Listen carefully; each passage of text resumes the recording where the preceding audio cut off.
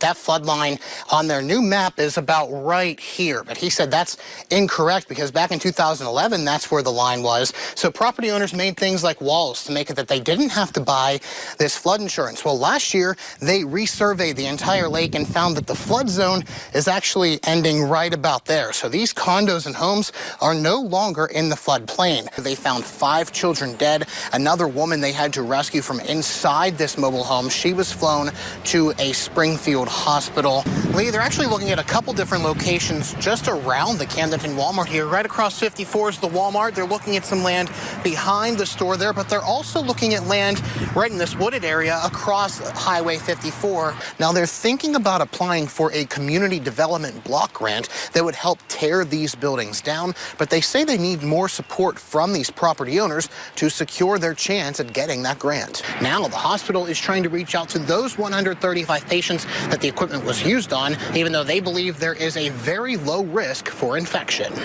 Steve and Lisa, this memorial has grown significantly since this time yesterday, as community members, even within the last half an hour, have stopped to leave more items in support of the family. But even with this outpouring of love from their neighbors, the family says they are broken. When they finally told us that all the babies were gone, and that's the last thing I remember. I collapsed. That's Bobby Brown, the grandmother of the 5 children killed in yesterday's fire. She says her family is broken and numb. It's hard to focus, and I can't do anything except for get visions of yesterday. Her son, Kelly Hunt, the father of 3 of the children, says he wishes he didn't go to work early yesterday morning. I didn't listen to my gut.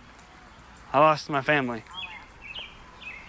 Not just my kids, but my niece and nephew, and most likely my sister-in-law, who means a lot to me. He says he couldn't call off work because he was taking his kids to Silver Dollar City this weekend for the first time. He was also getting ready to buy a new house and needed the money. It was a surprise for the kids because I told them last month to start going to the house and looking for all the change they could find and give it to Daddy so he can buy a new house. But $40 ain't gonna get a place, but we were gonna put that with what we had and tell them that they did a good job. All that money they saved got us a new house, and you guys are so awesome. And thank you for helping Daddy nickel and dime to get a new place for us, and they would have loved it. Now a family has to bury 5 young children: Ethan, Mayana, Benjamin, Andre, and Patience. 5 lives cut way too short in a tragedy the family hopes never happens to anyone else. You're not supposed to bury your children or your grandchildren. And it worked backwards this time. I just know they were loved by so many people. And I always posted pictures of all of them. They were my world. They were my kids' world.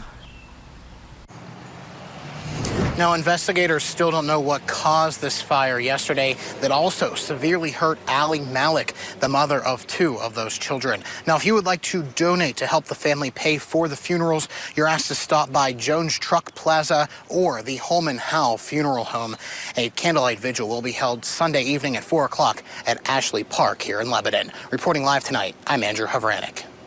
Steve and Lisa, a deal was apparently made between Greitens' legal defense team and St. Louis Circuit Attorney Kim Gardner's office, where if she dropped the felony computer tampering charge against him, he would resign and the Greitens' legal team wouldn't pursue any civil matters against her or her office. Now, the House Investigative Committee has canceled all of the rest of the hearings that they had scheduled for the rest of the week, so the investigation into the potential impeachment is at least over. I sat down with Edward Dowd just hours before the judge signed that partial gag order to discuss this case. Now, Dowd told me earlier this morning that during a deposition on Friday, the woman at the center of this entire investigation made comments about the photo that was allegedly taken that Dowd believes should dismiss this entire case. When attorneys re-entered the courtroom just before 5 o'clock this evening, the governor had a smile on his face. But the announcement by the St. Louis Circuit Attorney's Office that they were going to dismiss the case after 3 days of jury selection took almost everyone by surprise. office.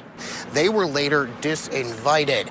Now, something of note, Governor Eric Greitens was reportedly never on that invitation list for this roundtable event. Governor Parsons said he is going to look into filling that. He said earlier today before his swearing in that he's optimistic and that he still has a little bit of work to do for the transition before he feels like he's going to be really hitting the ground running on Monday. Steve, Representative Burns said that his comments were not offensive, but rather they were edited and taken out of context on the Bob Romanek show. However, Representative Burns says he is deeply sorry. A 24-page executive summary along with about 130 pages of testimony transcripts from the governor's former mistress, two of her close friends, and her former husband. That report also contains about 46 pages of different exhibits that the committee used as information for their investigation. Now, the committee says that they did invite the governor to testify, but he turned it down. The report starts off detailing the start of the 2015 affair between Eric Greitens and his former hairstylist, listed in the report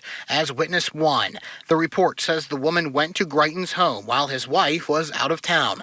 There, the woman tells the committee Greitens wanted to show her how to do a proper pull-up. During that, the woman said Greitens blindfolded her and taped her hands to pull-up rings.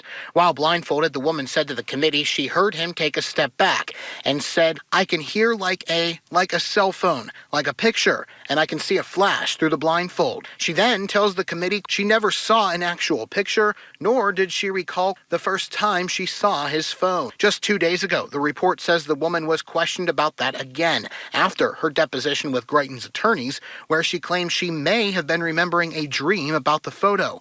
The committee asked her, quote, "Did you ever see him in possession of a camera or phone?" End quote. She answered, "Not to my knowledge. I didn't see him with it." She also says she would not be able to say she saw him with a phone or a camera under oath. The committee says the woman then told them Greitens threatened her, saying, quote, "You're not going to mention my name. Don't even mention my name to anybody at all, because if you do, I'm going to take these pictures and I'm going to put them everywhere I can. They are going to be everywhere," end quote. So did the woman consent to any sexual activity with Eric Greitens? The committee says the woman testified, saying, "It's a hard question because I did it. It felt like consent, but no, I didn't want to do it." She goes on to say she felt coerced and that she feared for her physical self. The woman left Greitens' home and went to work, but returned later that evening to get the keys she had left at his house. The committee says the woman confronted Greitens about taking the picture of her. The woman told the committee Greitens said, "You have to understand I'm running for office, and people will get me, and I have to have some sort of thing to protect myself. And I thought about you, though, and I felt bad, so I erased it." Greitens, however, has publicly stated many times he never took the photo. After the report was released, Republican House leaders said the investigation would be expanded to consider possible punishments, including impeachment proceedings, while Democratic leaders in the House called for Greitens to immediately resign. The power given to the Missouri General Assembly to take disciplinary action or to remove elected officials from office is one of the most serious and consequential powers the Constitution grants the legislature. We will not take that responsibility lightly. We will not act rashly, but we will not shrink from it. After taking a little time to process the initial committee report and then listening to the governor's comments, it is clear to me that this governor must resign, and if he fails to do so, I believe we should begin impeachment proceedings. Now, just about an hour before that report was made public, the governor held his own news conference where he called the report that would come out just an hour later, quote, "tabloid trash gossip," and said that all of the truth will come out during his trial next month. It's just horrible. That's how Dessa Britt was feeling early Sunday morning when she found chunks of concrete poured and dumped into her yard as she was checking her property. It's something she says she does every 3 months on her 100-acre land. She says she also found her barbed wire fence apparently broken by the concrete. This panel I put up because my fence is gone. My horse, I have miniature donkeys. And it's a stud donkey. It would be here. The 5th strand you can't even reach because it's all up under here. So Sunday, I struggled, but I got this panel up Dessa says the EPA and the Department of Natural Resources are now wanting to come and check the issue out later this week. Since it was wet concrete that ran down here, that the pH level in the creek would cause some problems. A Pulaski County deputy did come out to the property last night to take pictures and start a report, but Dessa believes that only happened because they knew she talked to me outside the courthouse yesterday. Deputies say they just didn't have the manpower to come out right away because they were busy handling a search for 2 crime suspects who had stolen a car. We sent deputies out as we were able to work those, but she did have a response by 3 different deputies on her case, and we did send it up to the prosecutor. But we try to get ahead of some of the crimes that we see are potential crimes, and sometimes people don't quite understand that. As for Dessa, This is dumping. There needs to be something done about this. reporting in Dixon, I'm Andrew Havranek. Jimmy Buffett says it's 5 o'clock somewhere, and that somewhere will be here at the Lake of the Ozarks come spring 2019. Watching the sun bake from Tantera Resort, I'm Andrew Havranek. We have actually been going here since about 4 o'clock this evening. It's been pretty wild.